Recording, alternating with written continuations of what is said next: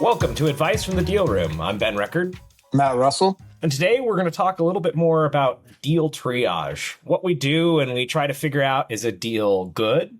Is it bad? Or does it just need a different structure? Matt, do you want to expand on that a little bit? Yeah, so clients come to us and they propose what they're purchasing, what their financing needs are. And from there, we gather all the information. Finance, we gather all the documentation, but we gather all the information up front to understand what they're trying to do, why they're headed in the path they're headed. And from there, sometimes we don't even get to the paperwork. We don't even get to the document collection. We understand more about what's going on and does this actually make sense for the client. We would rather give that advice up front than to run through everything and go, hey, this doesn't make sense, wasting their time. I'd rather have that advice up front. And it's more about taking care of the client. It's always about taking care of the client than it is anything else. We don't want to waste their time. We don't want them to build up false hope that this is possible when we know from off the front get-go that it is not going to work. So we would rather give that open candidness back to them before anything gets that false hope for them. Sometimes we do need to get all the information, and sometimes we don't have enough information up front to be able to make and I would say most of the time we don't, but sometimes you get enough information when you're peeling back that onion with the client, having those conversations, you go, this is not going to be a deal that makes sense for the client. You can pick up right away where they're maybe trying to stretch themselves or they're just a little uncertain about it, but they want to try to do it. And it's like, then you got to, hey, let's pump the brakes a little bit. Let's make sure this is even something we need to do. Yeah. One thing that comes off that one deal specifically comes in my forefront of the open candidness up front was I had a client they got referred over to us from a lender because they couldn't get the deal done. They reached out to us and we started talking through the deal. And I remember this was like at night a few years back, and I was talking to them and they go, yeah, we're under contract to purchase it for 1.3. Right now, here's the cash flow of the property, here's the NOI. And so I started backing into the loan amount that they could achieve on that property with where interest rates were, the NOI, the amortization. And I said, you can get about a $700,000 loan. Tell me a little bit more about this purchase price. Tell me a little bit more what's going on. And so they started peeling back that onion, right? And started talking to them. So I found out the property appraised for 1.3, subject to being new tenants being in place and the existing leases removed out and higher market rents there. So it was as a subject to, not as market value today. And so I started going, and it matched the purchase price. Imagine that. Appraisal matched the purchase price. And so I'm having that conversation back with the client and going, so hold on. You're telling me the NOI today is this. The NOI is going to be this. So you need a pro forma based loan to get to that. They're like, yes. I go, why are you paying market value after you do all the sweat equity of replacing tenants, getting market rents up? Why are you paying the seller that premium pricing for something that's not at premium today? Well, it's the opportunity to be able to do that. I go, that's fine. I get that. But have you thought about that you're actually overpaying for this property and all the upswing, all the icing on the cake, everything, you're giving away to the seller and you're not going to be able to get that. And this is going to take you months to be able to get to that true value of the stabilized value of that property. You doing the work and they get all your sweat equity. And so we started talking more about that. I was like, I don't mind you paying up for a property. Cool. Maybe it's really only worth 900,000 today. It's worth 1.3 once you do this. Why don't you split that? Give the seller some of that money because you had the opportunity to be able to do that. Because without them selling it to you, you don't have that opportunity. But don't give away everything, all the sweat equity that you're going to do to get that value increase. Don't give that away to the seller. That's all your hard work just given away to the seller. And now you should have just invested in a U.S. Treasury. It would have been the same return, if not, and less risk. Why are you taking this risk on this deal? Because what if some of these things don't happen? what if you had it takes longer? What if this pro forma, because we know pro formas are great, but sometimes we don't achieve everything in a pro forma, or at least not on the time frame that we set out to put in there. So why would you give away the farm when you don't there's uncertainty and risk associated with that? But that was, the first thing that came to my mind when we're talking about this triage mindset is what conversations do we need to have up front with clients to dissect everything, and then I recommend them not to move forward on this transaction because it was not financially not viable, but it was not it didn't make financial sense for them. They were going to be buying something and giving away all the equity they were actually putting in and getting that value there.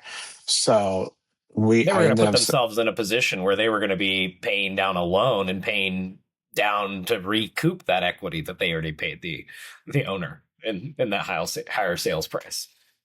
well, I never went for gathering the documents from them because my recommendation, even though it was against obviously our interest to get a loan for them, but that's not in my best interest because I do not want a client that is pigeonholing themselves into a deal that doesn't make sense. So that's that first mindset is peeling back that onion with the client, understanding really what's going on in this deal, where does everything align today, and where's the future align, and where's the value proposition back to all parties involved. So that was the first one that came to my mind is before we even got to documents, before we got anywhere inside the transaction. Yeah, sometimes just right up front, you get kind of a little red flag that you're like, something's not fitting here. I know you got a client that we were further along in the process when we had to do some of these harder conversations and doing those things like that, Ben. So give me a little bit more about that client, what they were trying to do, all the way through the end and where they're at today on this project. So I had this client that owned a couple properties that were multifamily rentals. One had some duplexes on it, and then the other one had like a existing sixplex or something on it, I believe. And what he was planning on doing was tearing them down and building townhomes on them. And when he first had this idea, it was kind of right in the middle of COVID timeframe, the lower rates, and we looked at it and decided not to do it then, not to pull the trigger then. And then a couple of years later, he came back around and wanted to look at it a little bit deeper, and so we were diving into his loan request, getting ready to send it out to lenders. We were collecting information from him and kind of trying to stress the deal a little bit. And that's where we kind of realized that his structure just doesn't work anymore. Not for the way he was wanting to do it. He was wanting to build these townhomes be as build to hold, and then he was going to rent them. But the value of the townhomes was only going to be properly achieved if they were then sold, or properly realized by him if they were sold.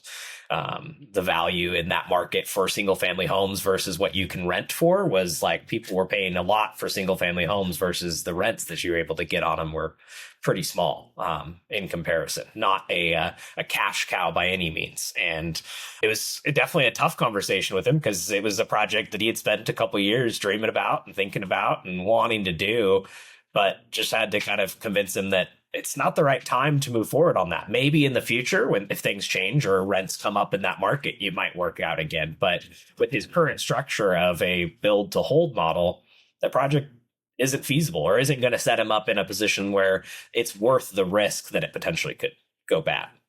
And not just that, it was the amount of equity that was going to be needed to make the project cash flow at financing rates at that moment to get to the DSCR that we needed. It didn't make financial sense to have here's the values that they're sold as single family rental, not rentals, but sold as single family residences versus holding and renting them out. And there's a big disconnect there. You have all this equity sitting in there. So your return on your equity was going to be small. Your cash on cash return was going to be very minimal. And so your better return was to build and sell. And that was not his objective. He wanted to hit the passive income streams better. And sometimes your goal does not align with reality in the sense of where it truly makes financial sense for you. And sometimes those are the hard conversations you got to have with a client. I know it was not an easy conversation, and I think you've had multiple conversations about this with the client over the years on trying to get him to understand why it doesn't make financial sense. Well, and it's hard when the client in their brain can get kind of wrapped up in their napkin math. And their math's not necessarily wrong, but it's missing a couple variables of how we look at things. And that's the hard part when you go to look at the DSCR for a project like this. We were adding a lot of variables in that the lender's going to add in that stress the DSCR and make it not show as simple as his napkin math was of, well, if I have this many units and I'm this many, I get it this much, I'm going to be making this much. I'm good. Yeah, but we have to add in vacancy and we have to add in the cost to finance right now. And you have to borrow more than you're thinking because you need reserves through the project. So it needs to be able to debt service this bigger loan at the end of the day than you're thinking about. And that's where we need you to bring more money to the table, and getting him to wrap his mind around it was definitely a difficult transition. But that's where I think we earn the trust with our clients, because I wasn't going to get anything out of this. I was advising him to not get a loan. So it's not like I'm making money by doing that, but I care more about his long-term interest and more about him feeling confident in the advice that I give, that he wants to send me somebody else. And that's where the relationship is fostered since then. Is he's sent me plenty of referrals outside of himself. So I appreciate the trust that he's placed back in us as well. It's really about helping the clients, but triage is, crazy word because mostly it's used in emergency rooms, and these aren't dire hard emergencies, but they're still protecting the interests of the people involved and understanding there's different phases of it. So that the original one we talked about was a phase up front, before we got the documents. This was once we got the budget and understanding market rents and everything like that. That's where that one comes in. And then we had another one that we discussed briefly on a prior podcast with a client, but we were very far along in the process. We underwrote it ourselves. It made perfect sense with everything. So we were going through 3 different stages of triage right here. So everything made perfect sense. We applied for the financing. We're going through the underwriting, getting everything approved for the client, and then, unbeknownst to us, the client started to learn more information about the business they were buying, and some of the numbers were not aligning to the numbers that were provided to us. And that started to make a very big disconnect. And the only reason they found this out is because they actually took over operating the business before buying it, because the owners were done at the end of the year. And this was 12/31/2025. They were done. And so to not lose the clientele that they had in that business, they struck an agreement with the sellers to operate it until the financing was complete. They were operating in January, and the funds that they were receiving in were significantly less, about a third less than what they anticipated to receive in for that business operations. And that is a significant number to say, hey, we're $30,000 less a month than what we were anticipating in cash coming in, revenue coming in, right? This doesn't make financial sense anymore. So, because the financials that we were provided, the tax returns we were provided, and the breakdown between the 2 different locations that we were provided did not line up with reality. And so they were lucky enough to find that out before closing the loan and before closing on buying the business, because if they wouldn't have, that would have been a very, very bad situation. Did the client lose some money by paying for appraisals, paying for business valuation, paying for a few things up front? Yes, they lost some money. Did they put a little money into the building as well? So they lost some money there, but the money they lost was very insignificant compared to the money they would have lost if they would have kept going with that transaction. The $50,000 they lost here is completely different than the couple $100,000 a year they would have lost in revenue that they thought they had. So it was a blessing in disguise that we had that ability to have them take over before closing the transaction. So this is one case where not closing in a timely fashion actually benefited our clients in a very significant manner that at the time was very frustrating.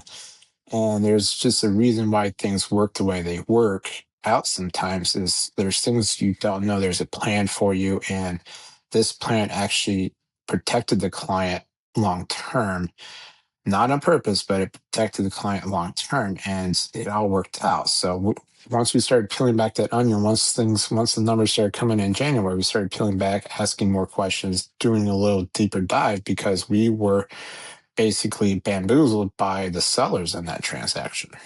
People are fraudulent sometimes, and that's People the are, unfortunate part. and to me, it was it fraudulent on purpose, or it was a lack of knowledge too, because they did not have good record keeping. They did not have a strong bookkeeper in place. They did not have the checks and balances, the controls that they need to have in place to be able to provide relevant information back to people. But the information we provided were just tax returns. We didn't have internal financials to go off because they didn't really. I think they just threw things together and gave it to their CPA for tax purposes. And that's what's crazy. So they were almost showing more income on their tax returns than they were actually getting. They were writing off a lot of stuff, so it's hard to tell what the plan was here, what they were trying to achieve on their end. That's where our disconnect didn't it didn't line up for us as we went further along in the process. And some things that look too good to be true can be too good to be true, right? And so you got to do your due diligence, and we did as much as we can. But sometimes if somebody doesn't have a bookkeeper and they're giving you some information that is not out of a financial accounting system, those are things you should start questioning more. We were running off of tax returns, and the tax returns look, they historically cash flowed for what we needed, and the allocations between two different locations, because they sold one location and were up to another party, and our client was buying the last remaining location. The way that they described everything to us lines it seemed lined up because we bought the bigger location, should have had more kids. So the income allocation seemed legit from the number of kids between the two locations. But when we got down to the reality, when the numbers started coming in January, didn't line up. So it's frustrating, but it's Yeah. also a Especially blessing. when you guys were as deep into the deal as you guys were. Yeah. Well, we were buying the business from one party and we're buying the real estate from a separate party. And that whole transaction, multiple people's, two sellers' transactions fell through. And, I almost feel bad for the real estate transaction because they're the ones who lost out on this the most because And it's they not did their nothing wrong. fault. No. Right. And that things happen like that. Those are where we come to play and help navigate that. But those things happen in transactions, in real estate, in business transactions. Things just don't always line up. And sometimes you have to find the hard truth another way for that to be covered.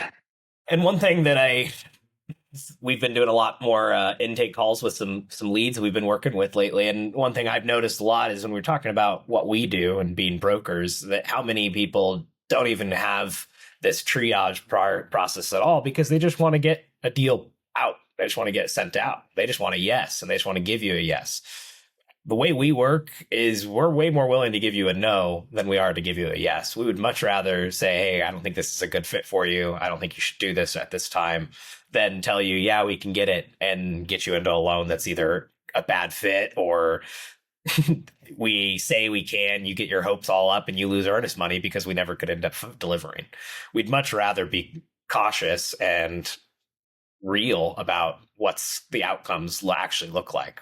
And I think that's a big differentiator that people need to look for, and look for someone that's not just looking to give you a yes, but actually looking to give you a yes and a why they think they can actually get it done.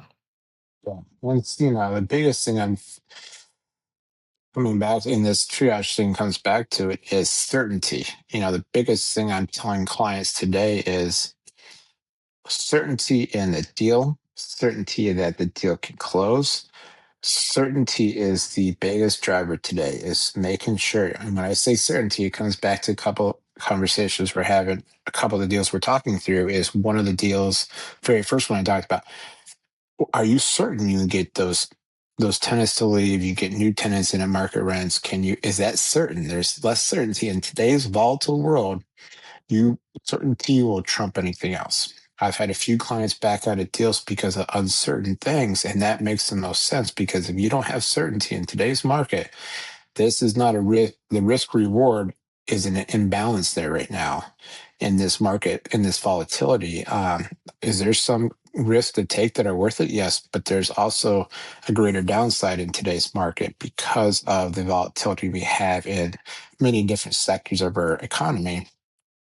Interest rates being one, the global geopolitical landscape out there, the job market. You have these different factors that are coming to play. Inflation out there, houses impacting household income and spending. And you have all these different factors. Is it really worth you to take that gamble? You got to really weigh out the risk reward balance.